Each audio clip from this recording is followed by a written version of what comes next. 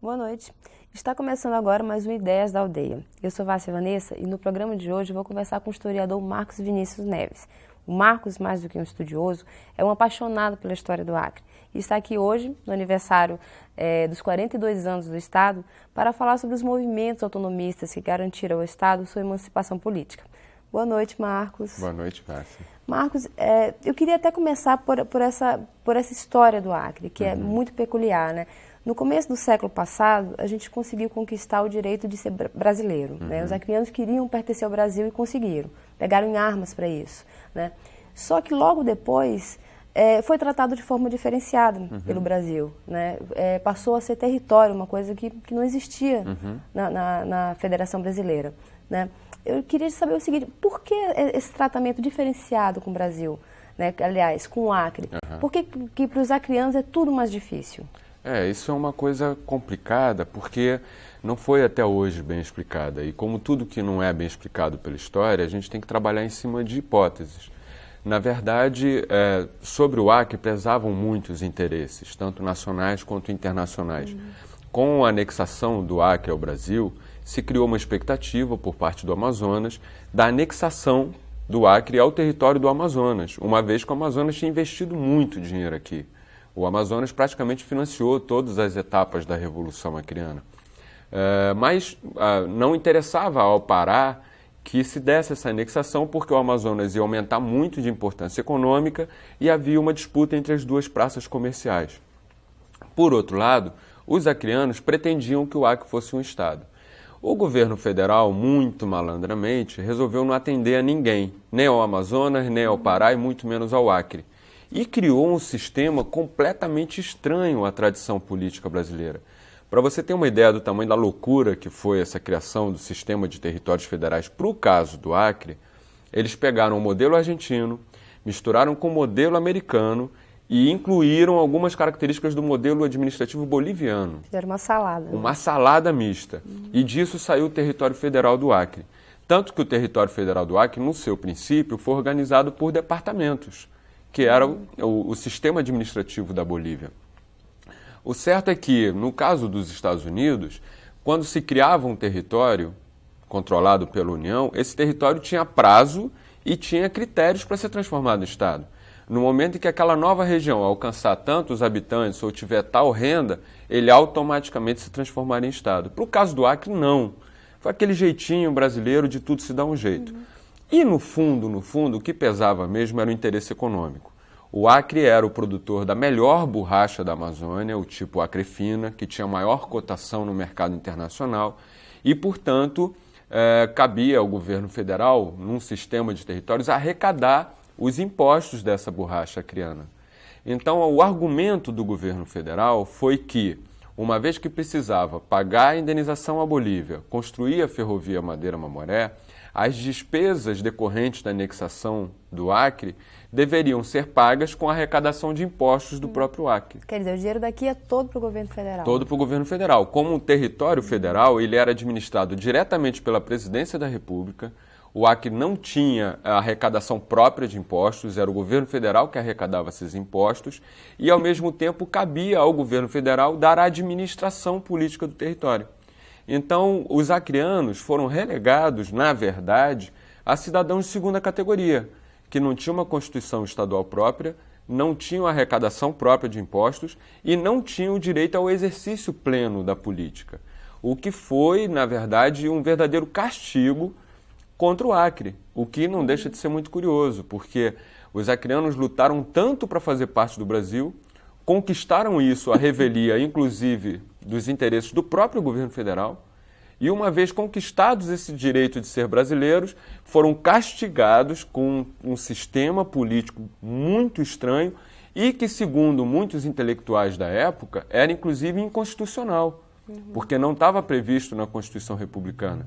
Não foi por outro motivo, por exemplo, que o Estado do Amazonas contratou Rui Barbosa, que tinha sido um dos defensores da anexação do Acre ao Brasil, para defender a causa do Amazonas. Ele faz enormes tratados defendendo essa causa, mas o governo federal, com seu poderio econômico e político, consegue abafar então essas pretensões e implanta aqui um sistema muito perverso com a população acreana que aqui residia. Como é que era essa governabilidade do poder federal? Porque, por exemplo, até hoje, os estados da Amazônia, de uma forma geral, eles são estados mais isolados. Né? Eu imagino que naquela época o isolamento deveria ser muito maior. Né? Como é que o governo federal conseguia colocar os dedos aqui e manipular essa política aqui, dizer como deveria ser a política aqui no Acre? Na verdade, não conseguia, né? Não na prática. Eles, no princípio, indicaram militares, já que o Acre vinha de uma região de conflito, né? Então supuseram que era importante ter militares para botar a casa em ordem.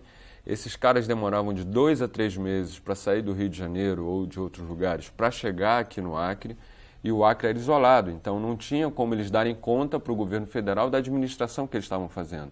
Então, na verdade, uma vez chegados aqui no Acre, depois dessa longa viagem, os caras tinham todos os poderes, plenos poderes. Não havia quem contestasse uma ação de um prefeito departamental aqui no Acre. A própria justiça ainda não havia sido instalada aqui. Né? O Tribunal de Apelação funcionava em Manaus. Então, uma pessoa que fosse presa arbitrariamente aqui no Acre teria que fazer uma apelação, um pedido de habeas corpus, que é um pedido preventivo, para Manaus e esperar 2 a 3 meses para que esse pedido voltasse e ele pudesse ser libertado para pelo menos ter o direito de ser julgado em liberdade.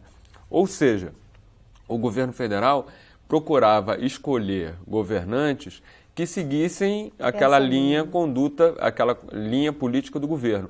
Mas uma vez vindos para a região, não havia nenhuma forma de controle possível. E como é que a população reagiu a isso, Marcos? Olha, de uma maneira muito forte, né? Isso é uma coisa que pouca gente fala. O movimento autonomista, segundo o que eu tenho podido perceber nas pesquisas, começa tão logo o Acre se torna uma parte do Brasil. Já em 1904, em abril de 1904, o território federal do Acre é implantado e organizado em 3 diferentes prefeituras departamentais, Alto Acre, Alto Purus e Alto Juruá, cada uma com governo independente entre si.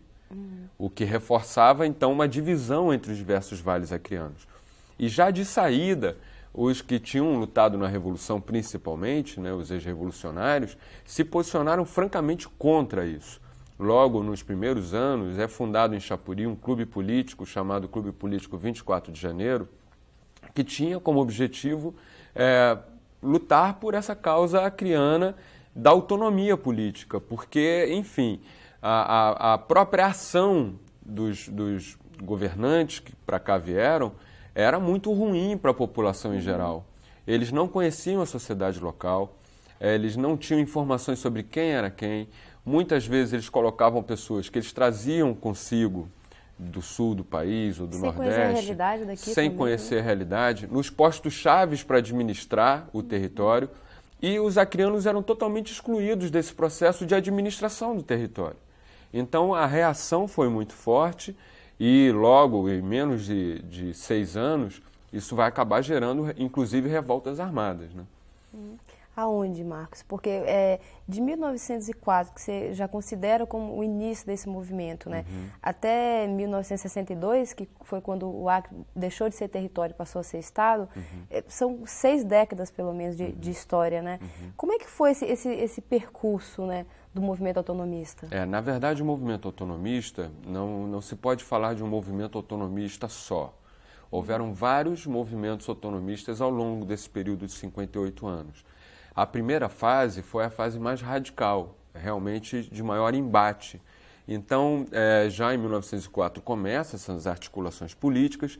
Em 1908, o Plácido Castro, que era um dos principais líderes desse movimento autonomista na sua fase inicial, foi assassinado, né, num embate com o prefeito departamental que estava aqui, o Gabino Besouro. Então, existiam vários boatos de revoltas que iriam acontecer, Plácido Castro voltaria a tomar o poder de novo. Inclusive, Plácido Castro se torna prefeito interino do departamento, não se sabe sob que circunstâncias em 1906, 1907, mas em 1908 ele é assassinado e aparentemente a situação então deveria se acalmar. Mas em Cruzeiro do Sul, na prefeitura departamental do Alto Juruá, a situação continuava muito ruim. Um prefeito que lá foi colocado, João Cordeiro, era muito ruim, muito autoritário e tentava controlar de maneira muito centralizadora a sociedade. De fora ele. Que vinha de fora, como todos os outros. E aí o povo de Cruzeiro do Sul, é claro que liderado por seringalistas, a elite urbana que morava na região, decidiram fazer uma revolta contra o governo federal. Tomaram o poder e declararam criado o Estado do Acre, já em 1910. E durante 100 dias eles administraram o Cruzeiro do Sul e viveram essa ilusão do Estado do Acre. E para conseguir o apoio do Purus e do Vale do Acre, eles ofereceram para Sena Madureira a função de capital do novo Estado, em 1910. E ofereceram para o Vale do Acre a posição de governador. Então, o governador do novo Estado deveria ser Antônio Antunes de Alencar, que era um homem do Vale do Acre. Assim, o povo de Cruzeiro do Sul pretendia unir toda a população dos 3 departamentos em prol da causa autonomista. O problema é que Antônio Antunes de Alencar foi para Manaus para negociar essa autonomia criana e, segundo consta em alguns livros da época, Antônio Antunes fez uma negociata em Manaus e acabou vendendo a revolta autonomista. E o governo federal, então, atacou os revoltosos em Cruzeiro do Sul, houveram mortes, tiroteios, e aí o governo federal tomou o poder de volta. Essa foi a primeira revolta autonomista, né? Armada. Armada. E eu acredito que vem daí a lenda de que Sena Madureira foi a primeira capital do Acre, porque nunca foi a capital oficial, mas foi a primeira capital do coração dos acreanos, de uma certa forma. Em 1912, alguns anos depois, pouco tempo depois, foi a vez de Sena Madureira fazer sua revolta autonomista por motivos muito semelhantes. Pegaram em armas também, expulsaram o prefeito departamental, Tristão de Alencar, me parece, botaram ele para descer o rio Purus de Bubuia, que era para sofrer bastante, e dominaram o poder até que as tropas federais foram lá e mais uma vez se confrontaram com a população e tomaram o poder de volta. Inclusive desse embate que acontece em Sena Madureira, aquele famoso túmulo das correntes, que a revista Outras Palavras fez uma matéria, e que o povo diz que é mal assombrado, o dia que tiver uma inundação que chega lá, a cidade se acaba, aquelas histórias todas. Então, essas histórias do movimento autonomista, por mais antigas que possam parecer, elas fazem parte do imaginário da sociedade acreana de maneira muito forte. E, finalmente, em 1918, já em plena crise da borracha, onde o Acre estava vivendo uma depressão econômica e social muito intensa, foi a vez de Rio Branco fazer a sua revolta autonomista. E talvez essa tenha sido a revolta mais interessante de todas, porque eu tive muita dificuldade em encontrar as histórias dessa revolta, não encontrava em lugar nenhum. Até que encontrei o livro do Abiguar Bastos, Certos Caminhos do Mundo, que contava um pouco dessa história. Que contava, não sei se você já leu esse livro, Esse livro é interessantíssimo, ele põe a nu a sociedade acreana da década de 10 e de 20. Conta histórias muito loucas, né, nesse livro. E ele conta que, que nessa época, então, Rio Branco se dividia em 2 partes. O primeiro distrito, que era formado por pessoas que apoiavam o governo federal e, portanto, eram os unionistas, que apoiavam a União. E o lado de lá, basicamente formado pelos autonomistas. Então, a revolta autonomista em Rio Branco se revestiu de uma característica diferente, que foi uma disputa, um conflito entre os 2 lados da cidade. O lado de lá lutando pela autonomia e o lado de cá lutando a favor do governo federal. Acontece que, em que pese as Forças Armadas estarem do lado de cá, as armas, as principais famílias e tudo, o governante, do lado de lá estava o comércio. E aí eles cortaram o abastecimento de comida e aí o segundo distrito acabou sendo o vencedor na luta, mas a revolta autonomista foi abafada, como todas as outras. Marcos, como historiador eu sei que é complicado, mas você arriscaria traçar um perfil do que poderia ser a história do Acre se essas lideranças não tivessem tido a coragem de pegar armas e de lutar pela autonomia do Estado? Olha, eu acho que é difícil imaginar uma situação de não reação da sociedade acreana, né? A sociedade acreana passou por muitos sacrifícios no período da Revolução, né? Foram muitos mortos, as pessoas deram seus bens, enfim, liberaram homens dos seringais. A Revolução Acreana não foi um evento curto ou de poucas consequências. Ele foi muito profundo e com consequências muito drásticas sobre a sociedade acreana. Uma sociedade forjada, então, dessa forma, teria muito pouca condição de não reagir ao tamanho da violência, porque, efetivamente, o sistema de territórios federais, no caso do Acre, que foi o primeiro, foi criado para o Acre, foi uma violência muito grande do governo federal.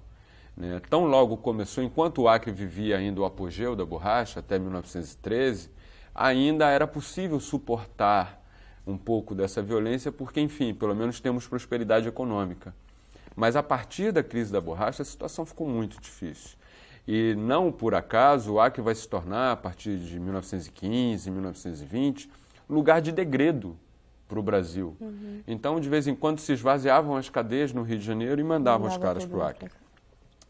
Com a revolta da Chibata, que aconteceu no Rio de Janeiro, eles prenderam os revoltosos e mandaram para cá. E o Fernando Mello que me contou, que eu não sabia, que eles vinham largando os caras na beira do rio para ver se eles morriam no meio da floresta.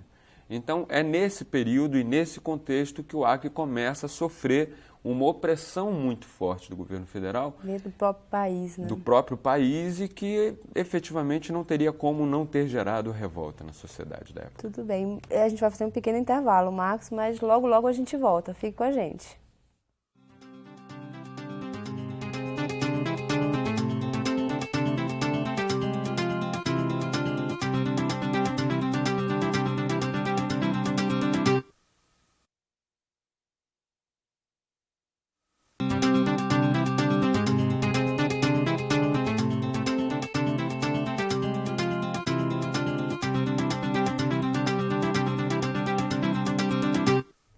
O Ideias da Aldeia está de volta, conversando hoje com o historiador Marcos Vinícius Neves.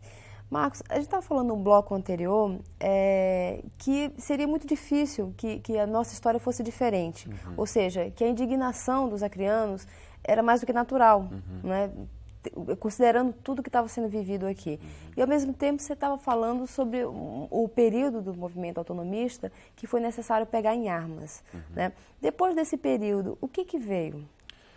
Depois disso, o Acre vivia essa crise econômica muito forte e aí, de uma certa forma, se torna difícil definir se seria melhor efetivamente virar efetivamente Estado ou permanecer como território federal.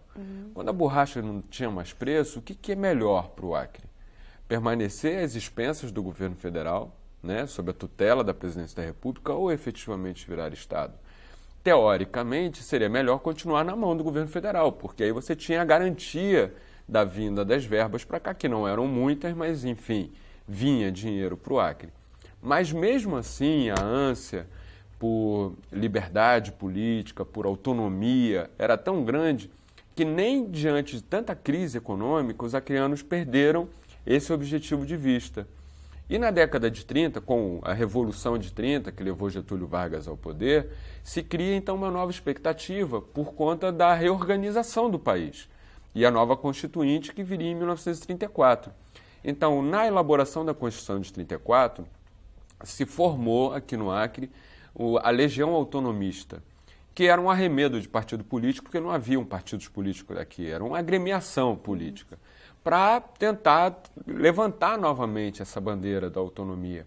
E tanto assim que em 1934, na Constituição, o Acre não vira Estado, mas conquista o direito de eleger 2 deputados federais, então só aí o Acre começa a ter uma representação parlamentar no Congresso Nacional e começa a ter direito à voz no Parlamento brasileiro, que nem isso tinha. Que era uma situação atípica, né? Porque os outros estados, quer dizer, os outros locais no Brasil tinham direito Todos a isso, tinham representação parlamentar, menos o Acre. O Acre era efetivamente um lugar de uma cidadania subalterna, sem... É uma colônia dentro do próprio país, né? Você falou a palavra, uma colônia dentro do próprio país.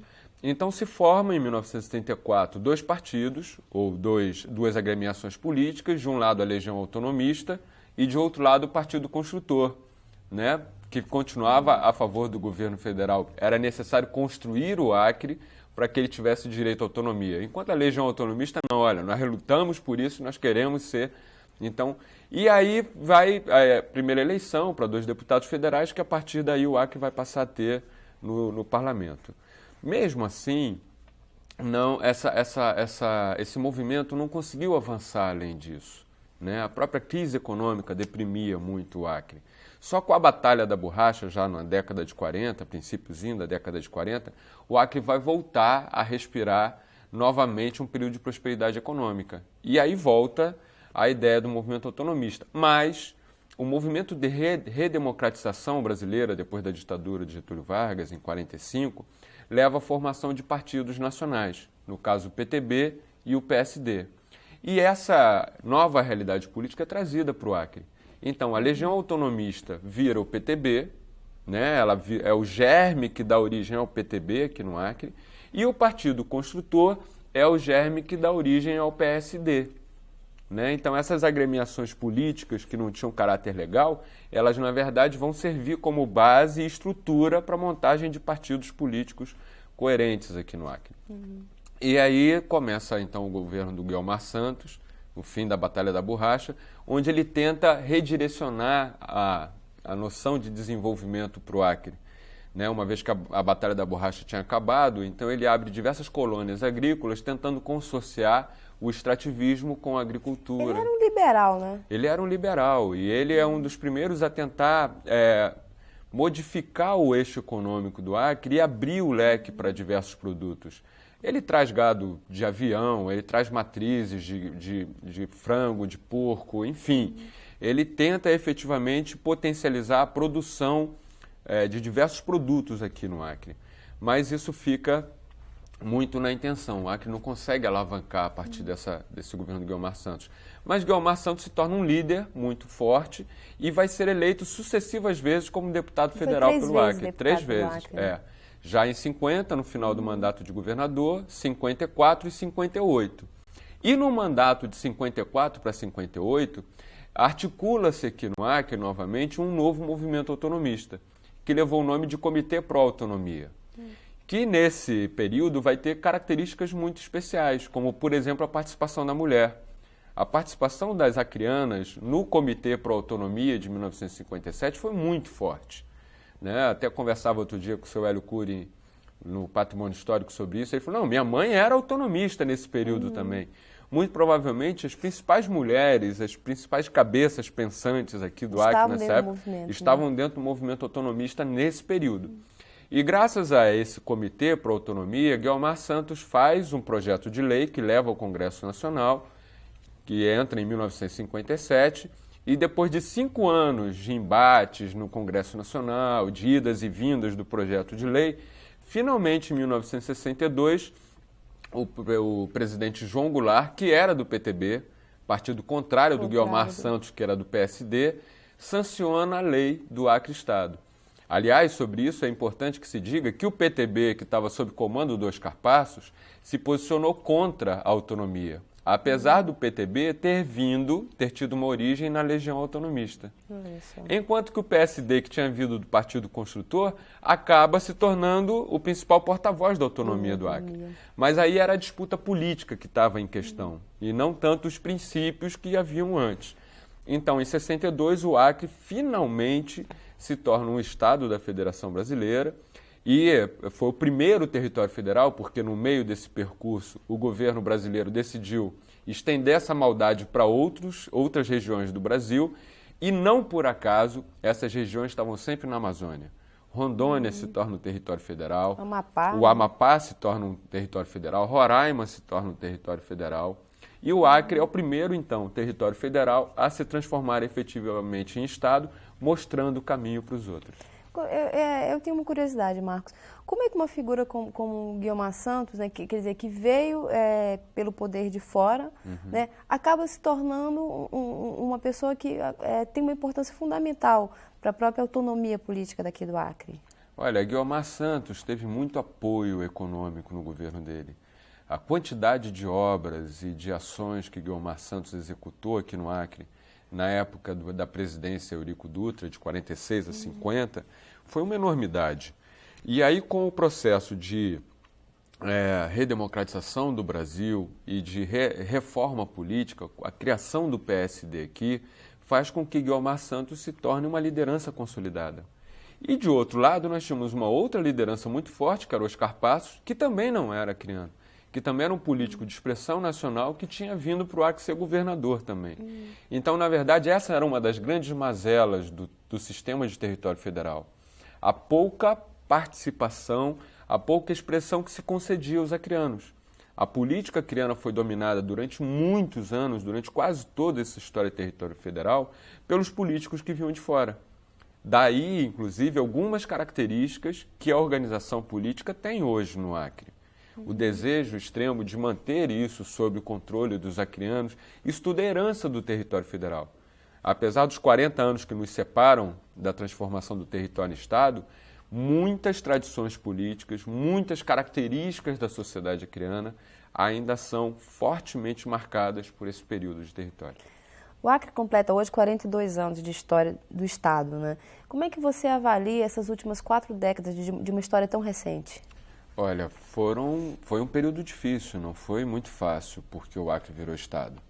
Principalmente por conta das características políticas desse período na própria história do Brasil, né?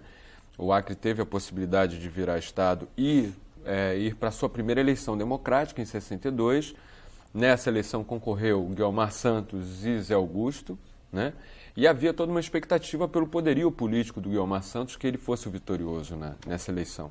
Mas, para surpresa geral, na primeira vez que os acreanos tiveram a efetiva possibilidade de ir às urnas e escolher os seus governantes, eles optaram pelo acreano, pelo jovem professor de Cruzeiro do Sul, José Augusto de Araújo. E Guiomar Santos, para surpresa geral, perdeu as eleições. Entretanto, a história do Brasil foi muito irônica com o Acre, e talvez de certo ponto trágica. Logo em 64 aconteceu o golpe militar no Brasil, né? O golpe militar de 64, que fez com que os direitos políticos fossem mais uma vez cortados. E aí nós vamos ter mais um longo período, entre 1966 e 1982, em que o Acre não conhece a democracia. Durante todo esse período, o governo federal volta a indicar os governantes do Acre. Pelo menos nesse período, o governo federal teve a sensatez de nomear acreanos para governar o Acre. Então foi uma série de governadores acreanos, como Jorge Calume, Vanderlei Dantas, Geraldo Mesquita, Joaquim Macedo, enfim.